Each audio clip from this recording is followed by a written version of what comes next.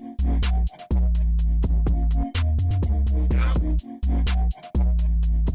a League of Their Own podcast is brought to you by Smooth My Balls. Are you sick of snagging your nuts or cutting yourself with a generic Bic razor or generic clipper? Well, now you don't have to worry. Smooth My Balls offers a 5-star below the belt care for men, starting with the Turf Chopper 3.0, the next level razor that provides a very smooth and clean finish with no cuts on your sack. And coming in for the closer, you got the Pube Muncher 1.0, a compact mini vac that cleans up the job with no hair left behind. Head over to smoothmyballs.com today and use code LEAGUE at checkout for 15% off your top of the line men's grooming kit. Again, that's LEAGUE, LEAGUE, for 15% off. Smooth My Balls, shave like a pro. Rep Sports. Rep Sports is a leading supplements and nutrition company that provides everything from pre-workout and protein to recovery supplements. If you're looking for a healthy pick-me-up, Rep also offers Raise Energy, a zero sugar drink that helps with workout and recovery, mental focus as well. Head over to repsports.com today and use code LEAGUE for 15% off your order. That's LEAGUE for 15% off. Golf kicks. Tired of wearing the same old boring golf shoes? Not the most comfortable? Now you don't have to worry. Customize all types of shoes, from Crocs to flip-flops, sneakers to boat shoes, and wear them in style while you rip it up on the course. Head over to golfkicks.com and use code OWN20 at checkout to get a 20% discount on your order. That's OWN20. Screw your shoes. Streamer Loot. Want to rep the best up-and-coming sports podcast? Of course you do. Head over to streamerloot.co today and check out our first line of merch. We have t-shirts, sweatshirts, mugs, and stickers. Again, that is streamerloot.co to check out our merch. Hey everybody, it is Monday, June 7th, 2021. Julio Jones is traded to the Tennessee Titans, and John Rahm is forced to withdraw from this weekend's tournament after testing positive for COVID. There goes that man's jockstrap. Oh my God, did you see that? America's team? Yeah, right. Oh, baby, it's a big day in sports. There's nothing like battling it out with your teammates all season long to go win a championship. Green Bay's got it this year. Huge move for them. I think it's going to be a game changer. We have a lot to talk about this busy week in the sports world. Welcome to the In a League of Their Own podcast. All right, everybody, again, welcome to the show. Jumping right into it here. Probably the next biggest thing aside from the Aaron Rodgers drama. Where was Julio Jones going to land? And it looks like he found his team, the Tennessee Titans. What do you think about this move? This is a big move. I feel like this definitely makes them a Super Bowl contender right away. A lot of people were like wondering if Tannehill was their guy, if he could do all this. We're looking at his stats and looking at what he's done over the past 2 seasons. He has better numbers than Mahomes technically, and now you're getting him another guy. I know Derrick Henry, he's getting a little bit more wear and tear on him with the amount of carries that he's getting and all of that. But getting another guy on the outside now, it's going to force teams to. Are you going to bring that other safety down in the box to stop the run, or are you going to keep him over the top to watch Julio because you got AJ Brown on the other side? It's going to be. I mean, if you're the Tennessee Titans, you shouldn't have a hard time moving the ball down the field with the weapons that you got. So I feel like this was a big move. Plus, you get a 6th-round pick and you only lose a 2nd and a 4th. I mean, what a great deal. And I know a lot of people are like, "Oh, he's old, and his contract is so much and all that." And it's just like, one, they were one of the only teams that could afford to make this happen. And 2, if you get 2 good years out of Julio Jones producing at the level that he did, I'd say that's a win. For a 2nd and a 4th, guaranteed that's a win. For sure. And yeah, the Titans are kind of, again, they made it to the wild card round last year, I want to say. Yeah, Baltimore beat them for Lamar's first win. Yep, that's right. So now with acquiring Julio, it's going to be interesting because obviously you got the Chiefs. The Bills were right there in the AFC Championship last year. Now you throw the Titans into the equation, and then you look at Belichick trying to have a bounce back year.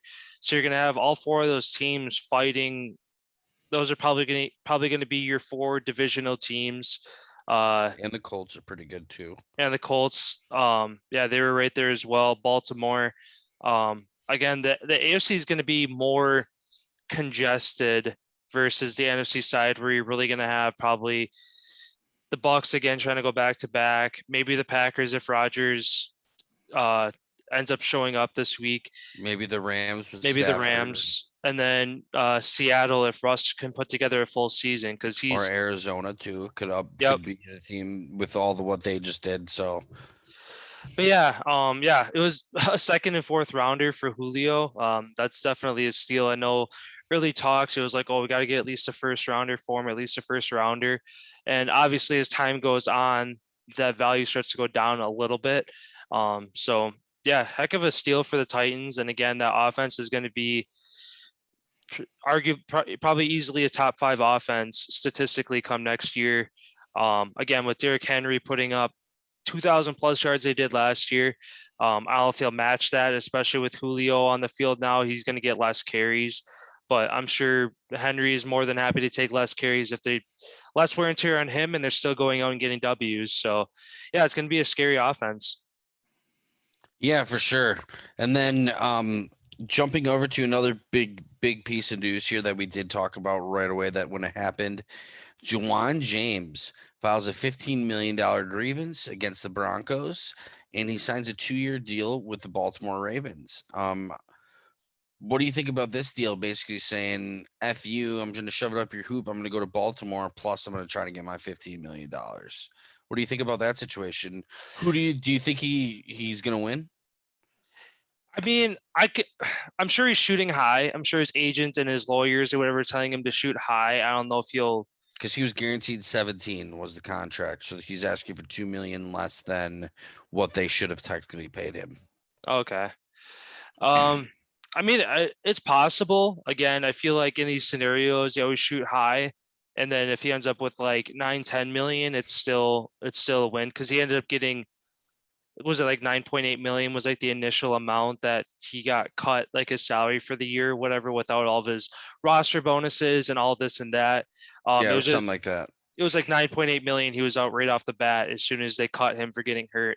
But yeah, it's awesome to see the Ravens kind of step up and say, "Oh, you guys fucked up." This, like, yes, he's hurt, but also he's a young guy in the league, still making a name for himself. So it'd be awesome to see him go to the Ravens and make a name for himself there. And yeah, if it ends up working out his favor with this lawsuit, I mean, obviously he's got bills to pay. He's got food, and like, I don't know if he has a wife and kids or whatever his situation is, but he's just like anybody else where he has shit to pay for. So, again, with the whole thing, oh, he hurt himself in an off facility workout, but at the same time, it's like, especially with COVID still being a thing, these guys have to work at like off at home, like not in facility kind of stuff. So, yeah, bad move on Denver's part. And like I said, it'd be awesome to see him bounce back with the Ravens. And even next year when he's healthy, if those two somehow end up on the schedule against each other, I'm sure he's going to be out for blood against his old team.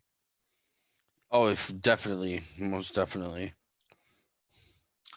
Yeah, that was actually the other only point I had for the NFL as well. I don't know if you had anything else to add. Again, well, I guess one thing to throw out there, Rodgers has yet to report. Devontae Adams is expected to report tomorrow. He's been a no-show so far as well, although it's all been completely optional. Tomorrow is the first mandatory thing, and Devontae Adams is expected to show up. And then still no word from Rodgers. But again, he's got that match with DeChambeau, Phil, and Tom Brady on Wednesday. So it's actually July 6th. It's July 6th.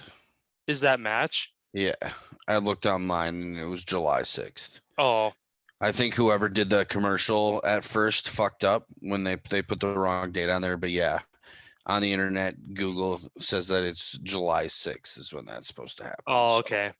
So never mind then. So I guess, I mean, like I said, tomorrow, well, when we talk about it Wednesday, either, I mean, if Rodgers showed up, they figured their shit out. If he didn't show up, well, that might be the end of Rodgers' era in Green Bay, because at some point the Packers are going to have to start getting their QB1 the right reps and into the system for the upcoming season.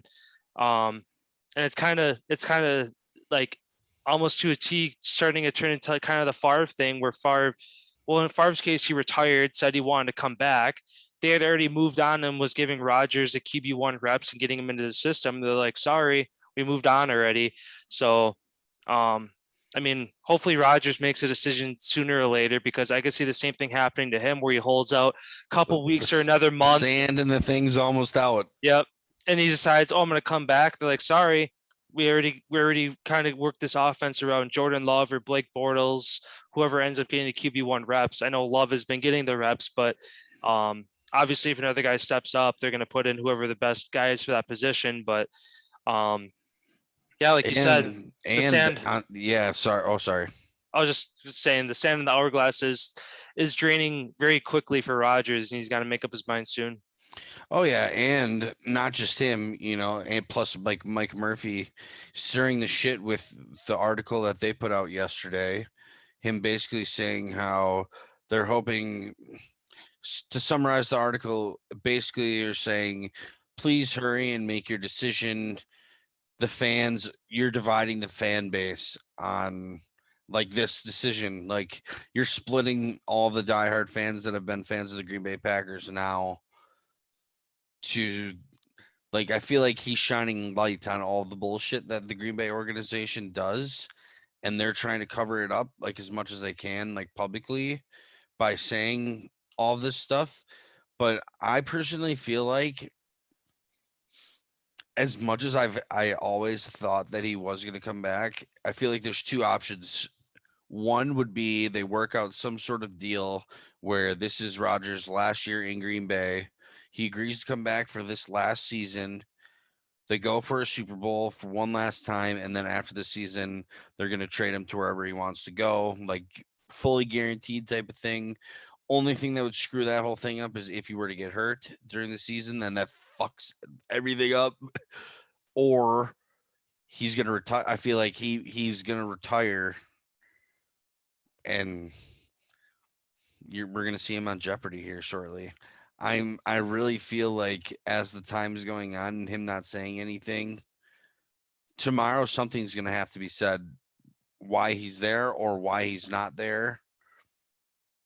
I mean, does he show up and act like everything's fine, but then when he talks to the media, say, oh, fuck this place, I want out and all this? No one really knows what's going to happen tomorrow.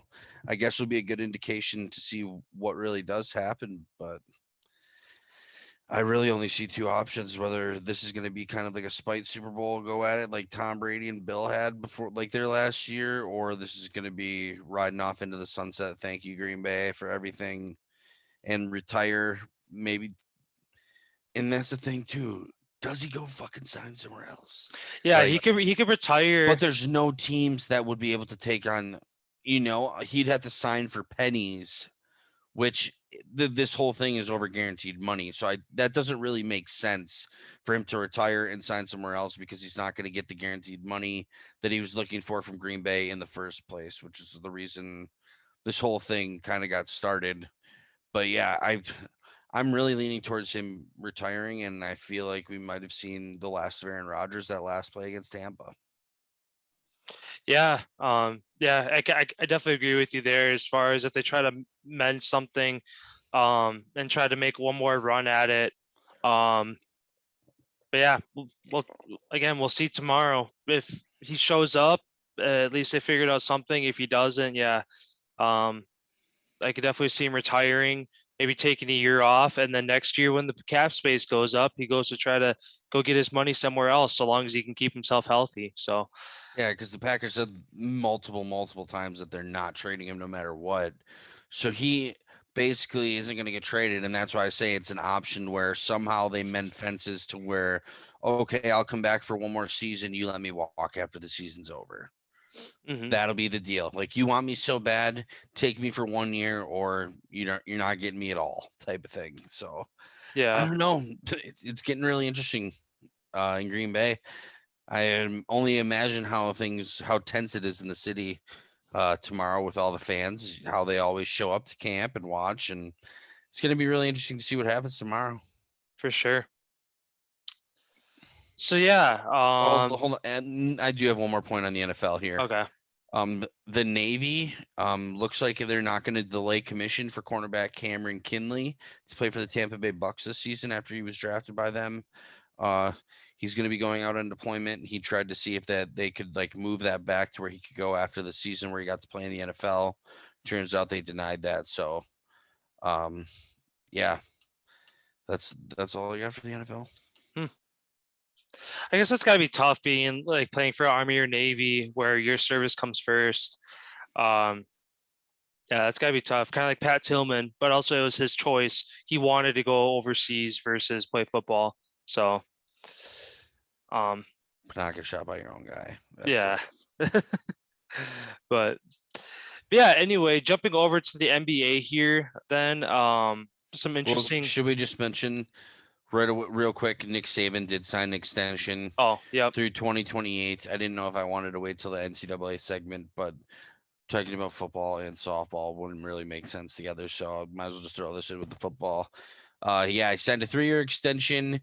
It was worth like $8.5 million, I think, annually is what he gets, and then plus an $800,000 bonus if he completes the contract, which he will be 77 years old at the end of 2028 if he makes it through that whole entire time. The contract also was set to increase like $250,000 every season. So I think by the end it'd be like $10 million or 9 point something million dollars. So shout out to Nick Saban. I mean, Alabama still got 7 more years of being a powerhouse. And maybe he's going to try to align everything up to when he walks away. It's still roll tide. Yeah, he's definitely built the legacy there, and obviously good for Alabama to keep him there.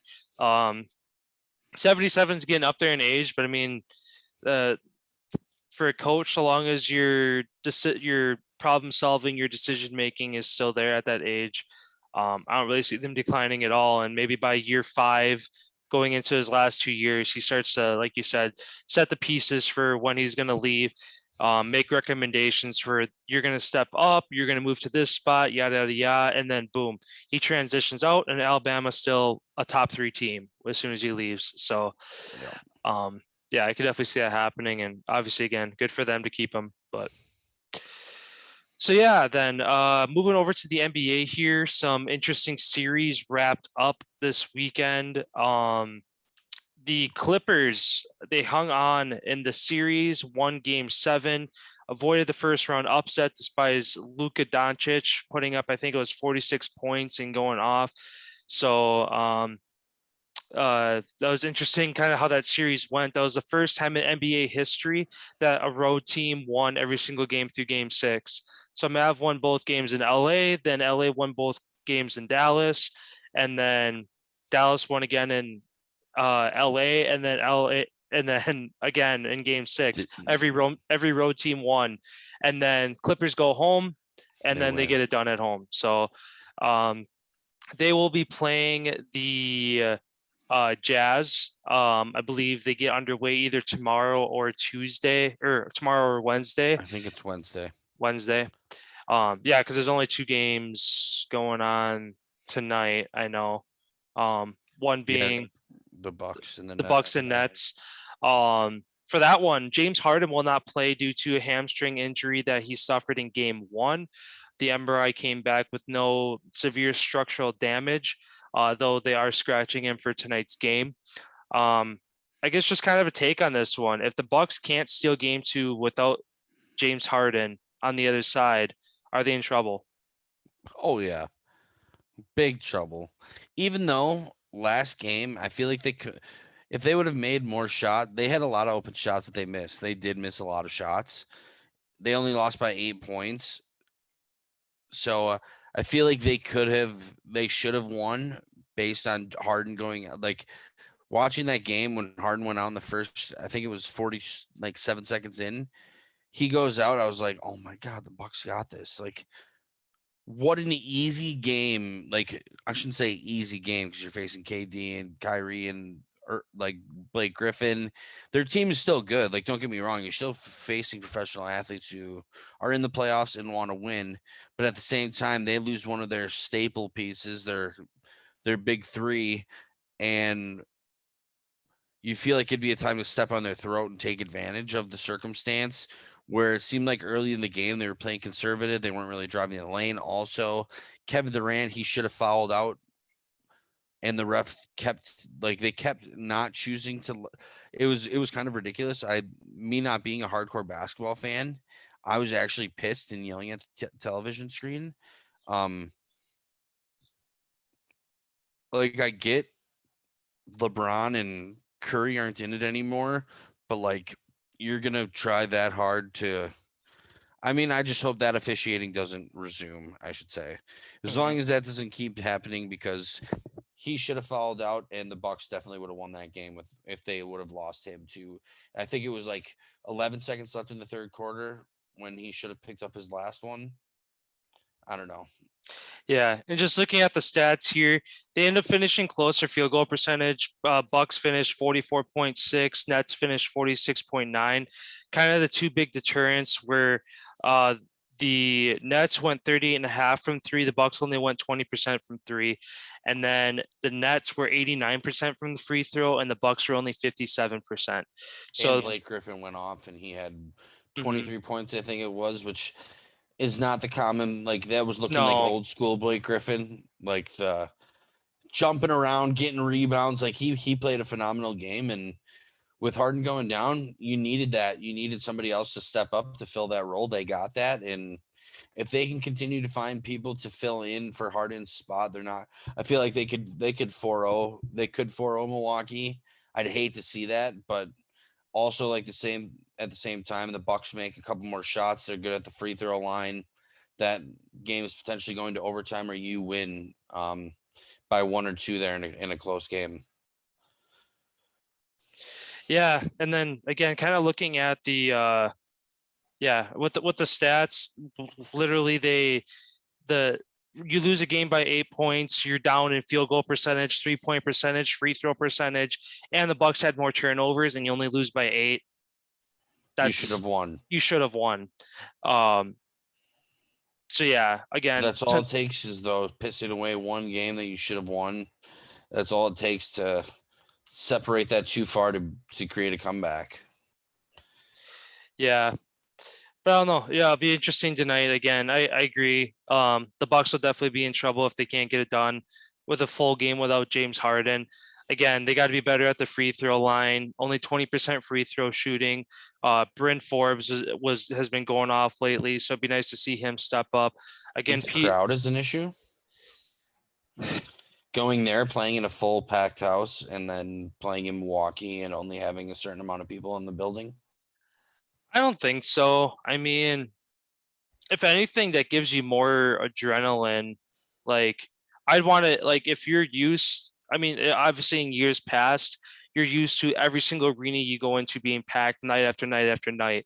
So you'd almost rather get back to that atmosphere, that energy, instead of having a half full stadium. So, I mean, again, being at an away stadium, no matter what, is going to it's going to tilt the court to the home team's favor a little bit, but I don't know. I think it's just really important that they take game 2 tonight and go back to Milwaukee, where if they can take both games at home and take a 3-1 lead, so long as they don't pull the Golden State Warriors, they're going to the Eastern Conference Finals. And the other game tonight, Suns. Oh, unless you had something else to say on that. No, that was it for that one. Yeah, and then the other game tonight, the Suns look to take on Denver. That series gets underway. I'm honestly looking for the Suns to make quick work of this series. I feel they're going full throttle right now. Denver does get a big piece back with Murray coming back to the floor. So I think it's going to be a good series, but I think Phoenix is going to move past. Yeah. Yeah, I don't know. The Suns, even though like they struggle, I mean, I shouldn't say struggled a little bit against the Lakers being the underdogs, which still kind of blows my mind that they're the underdogs in that series. But yeah, it'd be nice to see the Suns move on past the Nuggets. I think they definitely match. They have the upper hand in kind of across the board matchups. They have the more experienced backcourt versus versus the Nuggets, stuff like that. You said Jamal Murray is potentially going to be back for the series. Yeah, that's what early reports was that he was supposed to be back. I don't know if that means he's playing game 1, but he's supposed to be back this series, I believe. Okay. So Yeah, we'll see. I mean that helped the Nuggets there as well to kind of, make things a little bit more even. But yeah, I think the Suns will be too much for them. I could see them taking it in 5 or 6 games. And then kind of the last series to mention, yesterday the Hawks steal game Trey. 1 like in Philly. Trae Young You watch drops that? 35 points. I watched the end of it, like the last. Dude, that got so crazy there at the end with them getting the turnovers that Philly needed, and then Atlanta going down the floor and making a clutch bucket. Mm-hmm. I mean, the Hawks are pretty much in control the whole game. I think they're up 26 at one point. Obviously, Philly would make it close at the end, getting it down to double digits. But, I mean, you put all that effort in, you go 110% to try to get back into that game, and you still come up short. I'm sure the Hawks, even though like it's playoff basketball, you got to go 100% the whole way. When you're at a 26-point lead, your game plan's different than a game that's back and forth down the whole stretch. So I'm sure the Hawks pulled back a little bit or like played more defensive, running down the shot clocks farther, just dragging out possessions, stuff like that. So yeah, I mean, awesome to see Atlanta. I mean, if Atlanta can take down Philly and the Bucks can move on past the Nets, that's going to be a really interesting series too. Just because, I mean, Drew Holiday is one of the better defensive point guards in the league, but I don't know that he'd be able to keep up with Young because Young is just he's quick. Drew is more of a bigger. I think he's like 6'5", 6'6", which is, I mean, relatively average size for a guard, but the smaller you are, usually the quicker you are, kind of like Curry, Trae Young, trying to think of some like Kemba Walker, these guys who are smaller, shiftier, are a little. Like Kyrie goes right by Kyrie, yep. So, yeah, there's been some series that are kind of taking some turns here, and definitely wouldn't have seen the Hawks taking game 1. If they could have got a little bit momentum, like losing game 1 and then maybe make it closer to game 2 and steal game 2. But Philly's going to have to change something here. And again, Embiid's back, whether he's 100% or not. Again, his knee for the meniscus injury doesn't require surgery. He might need surgery after the year, but I don't know if that's still lingering on him a bit. But I'm pretty sure Embiid led the team for points in that game yesterday anyway, so he didn't look like he was slowed down at all. But yeah, a lot of series going on in the NBA. Again, a couple to pay attention to tonight, and then some getting underway tomorrow. So be fun to watch. Oh yeah, absolutely. I'll be watching. I'll jump over to the MLB here quick for a handful of things. Our Brewers sweep the D-backs and are winners of 9 of their last 10 games. Currently tied with the Cubs for first in the NL Central. The Cubs play the Padres tonight, as the Brewers have an off day before they get back out on the field tomorrow. With the Cubs lost tonight, that would move the Brewers into lone first place. Again, it's early in the year, but as long as you can stay on the top early on, and it kind of looks like the Brewers got their rough stint out of the way earlier in May, and now they're back. Yelich is back. The mound's doing really good. Peralta, Woodruff, Corbin Burns, all looking really good on the mound when they're starting. And of course, you got Josh Hader coming in for the closer when they need him the most. So, next point here, Patrick Wisdom reached a milestone only accomplished by 2 other players in MLB history Sunday. In his first year with the Cubs, he has hit 7 home runs in his first 8 starts, 2 of which came from their 4-3 win yesterday over the Giants. Yesterday, the Baltimore Orioles score 18 runs, beating the Indians in an 18-5 final. Those 18 runs are the most in a game since 2015.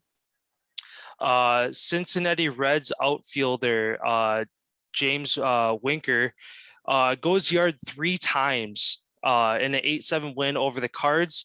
And this is the first time that a team has swept the Cardinals at home for a full series since 1990. So it was really cool to see that.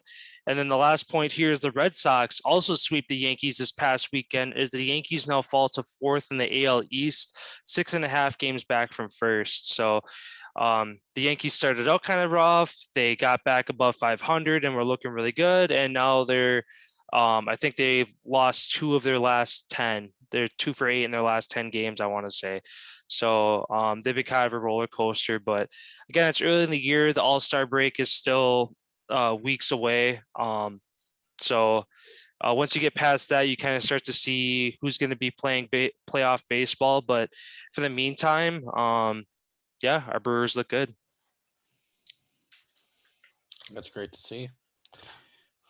I don't know if you want to jump into hockey. Otherwise, the 2 other kind of big points with the golfing and boxing world. I don't know if you want to jump into those 2, or Yeah, I'll just do hockey quick, and then we can end with all those other points. sounds good.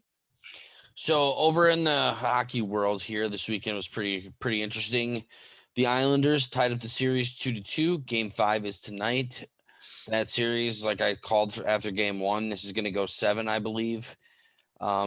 It's really going to come down to which line other than the top line, because Boston's top line, when they're held in check, it seems like the Islanders win. When that line scores more than 1 goal, it seems like Boston wins. So it's going to be interesting to see what happens there. Vegas takes advantage of home ice, rallies and wins both games on home ice. They tie that series up 2-2 as we go back to Colorado. Vegas came to play. That home rink rocks for them, and for whatever it is for them, it's like they have found a new energy these last couple games. They looked like the Avalanche the first round, taking it to dominating. The game last night, they just dominated Colorado. They didn't even stand a chance. And looks like we got a series. This series could end up going 7 as well. That'd be amazing to see if we could get all these going game 7. But unfortunately, I don't think that's going to happen. And I'm just going to jump over to that right here. Montreal up 3-0 on the Winnipeg Jets. They score more than 3 goals again, or they scored the 3 goal. They hit that mark. So that is 19 straight, 25 of the last 26, where they score 3 or more in the postseason that they've won. They seem like they are the team that hit the hot streak at the perfect time. They got a goalie that's not scared to stop a puck. He's stopping them all for them. That team just continues to grind, and it seems like they're going into every game feeling like they're the underdog, like they never even were supposed to be there, just playing loose, fun, free. You can see it with all their guys smiling and laughing, where you look at all these other teams on the bench and it's dead serious, full on, like, where Montreal's just kind of living in the moment and having a good time. They got a lot of young guys, so I'm sure they're just having a blast soaking all this in, especially a lot of them never making it this far before. Now you got a chance tonight. I think they're going to close it out with the sweep on home ice. I feel like they get it done, and they're going to be awaiting whoever wins between Colorado and Vegas. This Montreal team, man, I don't even know what to say other than they're a tremendous team to. I guess you just never can count them out. They never quit. Kind of like Carolina, kind of in that same way, but Carolina, I feel like, is just outmatched against Tampa, and that's where I'm going to jump next here. Tampa's up 3-1 in the series. I believe they're played tonight, or they're playing tomorrow. Games back in Carolina. Tampa, yeah, it's tomorrow. So I think Tampa's going to get it done tomorrow in Carolina. Too banged up. Tampa's too fast. Like, they're getting production from guys who haven't produced for them all season long, especially with getting Stamkos and Kucherov back. That's huge. But getting guys like Tyler Johnson, a lot of people don't remember that he's still on the Tampa Bay Lightning, where years ago he had a couple huge goals for Tampa in the playoffs. He's always been a really good player. Early rumors, they even waived him during the season and no other team wanted him. So he gets a crucial goal in the game the other night, and he's fired up. Everybody on their team's fired up, and they have another good goalie as well. Vasilevsky is standing tall in the net, and I honestly wouldn't be surprised if we could see a Montreal Tampa Bay final. I feel like that'd be a battle of the two best goalies in the league going head to head. And what more can you get when you have two hot goalies and two hot teams facing each other? You get great hockey. So excited to see which way that goes. Obviously, rooting for Cole Caulfield and the Montreal Canadiens, so we could bring a Stanley Cup here to Stevens Point. That'd be pretty badass.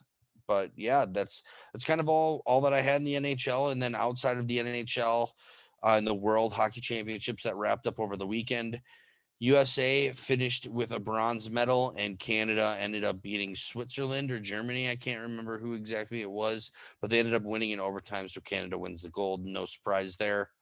And yeah, that's kind of all I had for the hockey talk here. Sounds good.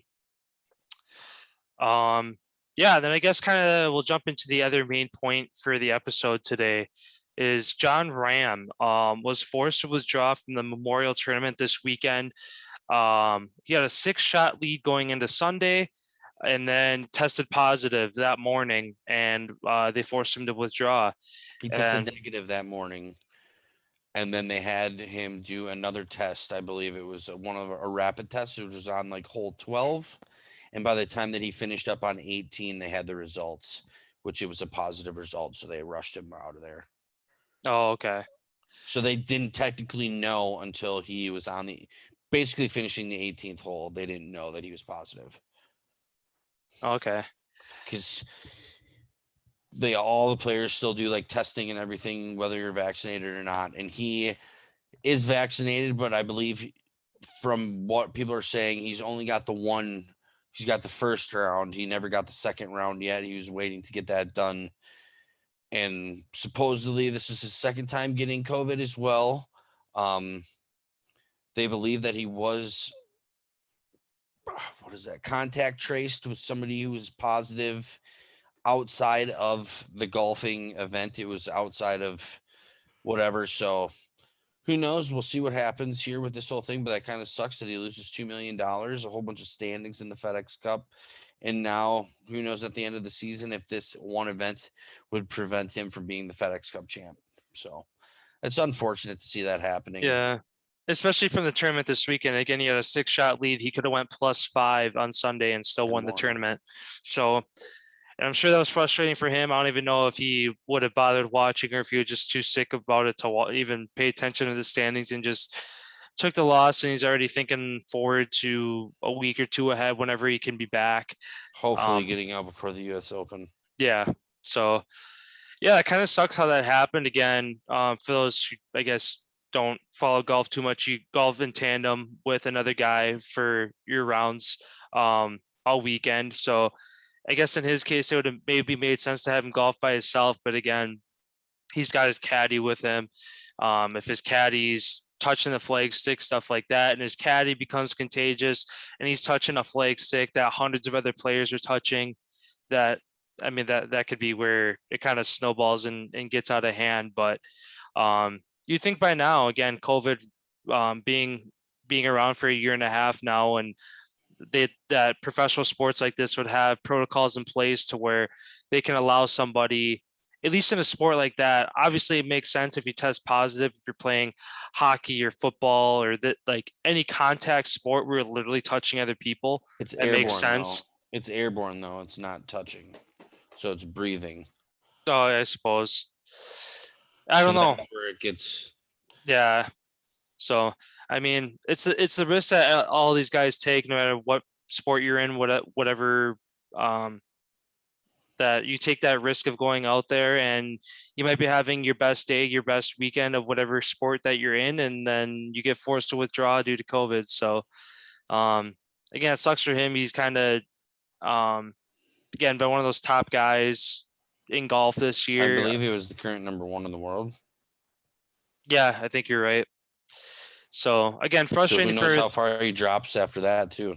Like he could drop outside of that now, I believe, because I think Collin Morikawa, I think he was like 7th or 8th, and he tied for the win technically. So who knows what that standings is going to be affected like as well.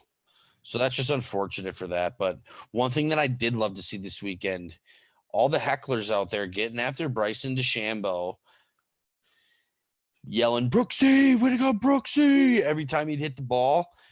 And it turned out he made a comment saying how he never complained to the top officials to get these people removed. Yet again, he goes on afterwards saying how the PGA should vet all attendance before getting into the event to make sure that they're not going to say anything ridiculous or do anything outrageous.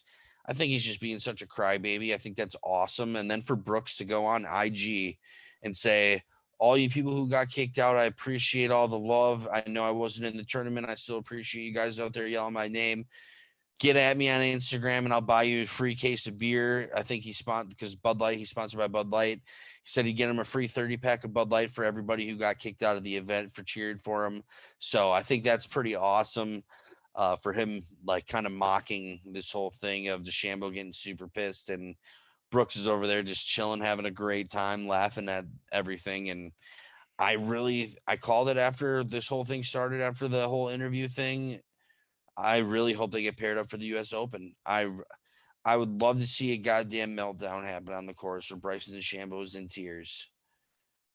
I just feel like he acts tough and he's big and jacked, whatever, but he's such a little crybaby about every little thing, where it's starting to really annoy me watching him play golf. I'll watch him hit a drive and I'll switch it. I cannot stand watching him play golf.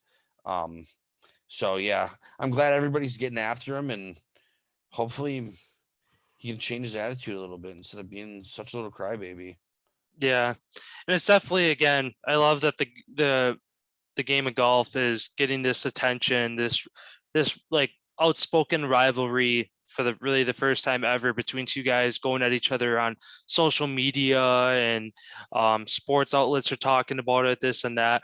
Because I mean, as much as we give golf attention, I mean, we're big sports outlets, all they really do is Sunday night on Sports Center, oh, this was your top 5 in the tournament this weekend. And if there's like a crazy chip in or a hole in one or a really long putt, they'll throw that in there too over the weekend. But the game of golf doesn't really get a whole lot. So it's nice that really this rivalry, they're circling back to it pretty much every day now as the US Open gets closer and the end of the season approaches, waiting for somebody to blow their top off. And again, it probably is going to be Bryson because, like you said, he kind of whines about it a little bit more, and Koepka is just loving kind of the support he's getting, even though he literally wasn't in the tournament. He was still getting all that support this weekend. So again, great for the game of golf to have this kind of attention.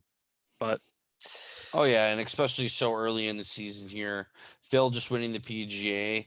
I love how I see videos of him on Instagram all the time, driving around with that thing front in his passenger seat of his car, saying, "Oh, I'm having a great day. Oh, and by the way, I won the PGA." yeah, Just like, I love that, dude. Phil's classic Phil, and like I said, and you stated as well, a lot more people joining the sport of golf. This rivalry hopefully is going to keep more eyes continuing to come to the TV, watching these events happen on television. And yeah, with the season early, and I believe we're only 2 tournaments in, this could be a long season if those guys continue to get paired up on tee boxes. I think it'd be great for the sport. for sure. Or on a Sunday, those guys are final pairing. I think that'd be unreal. Especially if they're within a couple shots of each other. But yeah, and then kind of the last thing to throw out there today is the sport of boxing. For those, I didn't get to watch the fight myself, and I didn't plan on watching it just because I can watch the highlights after. Waste of $50. Yeah, If you wanted to see a hugging match, that's what you paid to watch. a bunch of But Mayweather again, Floyd Mayweather, Logan Paul go the distance last night. Paul survived 8 rounds with Mayweather in the ring. Looked like he was just gassed. Round 5, round 6, he was just gassed. And anytime Mayweather landed a couple hits, he'd just go in for a wrap up. He was knocked out half the time. Yeah. If you watched some of they like replayed it. I forgot who it was. I think it was Brendan Schaub or maybe somebody else. Put a little montage together of where he was getting hit. There was like 3 or 4 times where he got punched. he was completely unconscious and would fall forward, and him being so tall, Floyd basically caught him. And then they he'd wake back up when they were hugging and whatever, and then back away and pop, pop, pop, pop, pop, pop, out again. And it was four or five different times where he was lights out. But I mean, shout out to the kid for making it 8 rounds against Mayweather, taking a beating like that. And he's only making $250,000, plus 10% of what pay-per-view was, and I'm guessing it's not a lot. Where Mayweather, I think he got 20 million plus 50% of the pay-per-view, and he's supposed to gross $50 million from this fight, and Paul's getting maybe $1 million to get your ass kicked. Yeah. But I mean, hey, again, shout out to the kid though. I mean, yeah. I'd love to see even a random dummy go out there and he's not just an average person, he's trained to do some of that shit where all the people who were blasting him and hating on him or whatever. It's just Logan as well, or Jake as well. It's they're actually training to do this. It's not they're just strapping on the gloves, going out there and having this whole thing staged. I mean, this Woodley fight, we're gonna see if Jake's for real or not. Yeah, and even just kind of I guess the last point in the Mayweather fight afterwards, he gave props to Paul too, saying he's better than I thought he was, and there was brief hints at them trying to do a rematch in the future. I mean, again, it's super early. It's literally the day after the fight. And even another fight as well that got mentioned was the Paul brothers going against each other down the road eventually. And Logan said straight out, he's like, both of us are still trying to get acclimated with the sport. He's like, it's going to be at least a couple fights that they're going to get in with other people before they ever think about facing each other. But I mean, I definitely got a lot more respect for Logan than Jake Paul, even though Jake Paul has more fights in than Logan. But again, respect to him to go the distance and get the nod from Mayweather, to technically be the only person that Mayweather's ever fought to not lose to him, because the only way that there was a winner in this fight was by knockout, because there were no judges scoring the match. Somebody even mentioned as well on Sports Center his record is no longer in play. He's never fighting again for anything on his record. So even if he would have got KO'd and lost, it wouldn't have been a loss on his record. So he's 50-0 and he'll be 50-0. Yeah, I mean that's smart for him, especially getting up there in age. Again, I don't see Logan Paul or Jake Paul or any of these young guys getting into the boxing league, taking them out unless Mayweather fights for another fucking 5-10 years and he's getting old. I could see maybe fights when he needs some money because he spends so goddamn much. Yeah, he's got fucking $18 million watches and carries around $1 million in cash everywhere he goes. I forgot what it was. He on Google, it's he spends $280,000 a day or some shit like that. So that's ridiculous. Every 5 days, that's $1 million. But I mean, when you're making that kind of money, because I think he said it the last press conference before the fight, he said he made $30 million before he even stepped in the ring, just from all of his marketing and sponsors and everything else that happened before the fight. So obviously he's doing something right. But yeah, it was kind of a whatever fight to watch. But yeah, we'll see what happens down the road. Who Logan's gonna fight next, and then the Jake Paul and Tyron Woodley fight. Definitely looking forward to that, and Jake Paul getting his face pounded in finally, hopefully. So, but yeah, that's all I had for today. And then the last little thing that I have is a sport that we don't talk about a lot: women's college softball. It's down to the final 4 teams: Alabama, Florida State, Oklahoma, which is the top team in the country, who won. Who lost in the national championship last year to UCLA, they ended up beating to knockout against James Madison. James Madison was the lowest seed coming into the final tournament. They're technically unranked. They're the only unranked team that was there. They're playing still.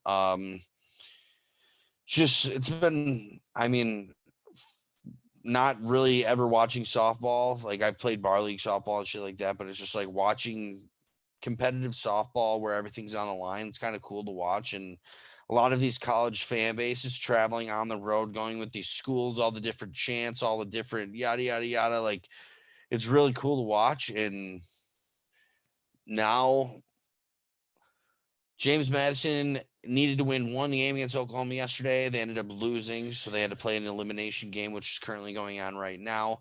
James Madison had the lead 1-0, but Oklahoma just scored to tie it up at the bottom of the fourth, 1-1 on it was like a walk. It was like a ball four. Catcher lady got in the way of the catcher.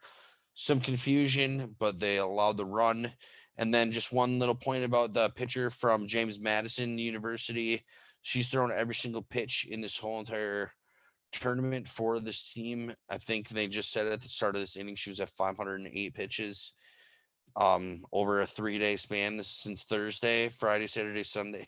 Over a 3.5 day span, she's thrown 500 some pitches, and she's still giving the gas here. It'd be incredible to see them make it to the championship series. And then on the other side, Alabama needed to win yesterday. Florida State blanks them 2-0 after the rain delay. I think it was like a 3-hour rain delay or something, which worked out for Florida State because the night before they had all these elimination games and stuff, and games didn't wrap up till like 3:30 in the morning, where Florida State ended up winning on a walk-off home run. During this thing, they had like pictures, their whole team slept in the clubhouse during the whole entire rain delay. Woke up, got the 2-W win. They play following this James Madison Oklahoma game, and then the pitcher for Alabama in the elimination game threw a perfect game. So the coach afterwards is like, I knew she threw a no-hitter. I knew she threw a no-hitter. And then she came running up and was like, it's a perfect game. And that was on her 21st birthday. What a way. You'll never forget that. And pretty cool to see. The championship game series starts tomorrow, I believe, and it goes 3 days because I think it's a best of 3, I believe. They play one game a day, I think it is. I don't remember, or it's a best of 5, and they play. I don't remember how the championship works for them, but yeah, for the people who want to see some intense college softball, go turn it on. It's on ESPN, and yeah, it should be going all day, all week. Yeah, it's definitely fun to watch. Again, I don't really get too big into college baseball, college softball, but again, kind of what James Madison's doing, kind of their Cinderella. Holy shit, that was a hard one. To make the run that they have, to be an unranked team and make it this far. Whether you're a fan of the sport or not, like, you got to turn it on and at least try to witness history. So, yeah, I'll definitely be probably watching the end of that game once we get off here. So, and real quick, before we do get out the end, Oklahoma freshman of the year just hit a double, drove in a run, runners on third and second, 2 outs, bottom of the fourth. Oklahoma takes the lead 4-1. So don't count out James Madison. Yesterday they were down 3-0 going into the 6th inning, and they hit a 3-run bomb. So this team has been fighting the whole time to get here. Don't think they're going to lay down against the number 1 team in the country. So yeah, this one's getting on. And then thanks everybody for stopping by. Don't forget to like, follow, subscribe to the channel, YouTube, TikTok, Twitter, Facebook, Instagram, everywhere and anywhere. Also go to Google Podcasts, Apple Podcasts, Spotify, anywhere that Anchor's affiliated with. Go check us out there. Don't forget, you can also stop by our merch store, which is in our bio, linked on our channel. Feel free to rep some of our merch, get our name out there. We'd really appreciate it.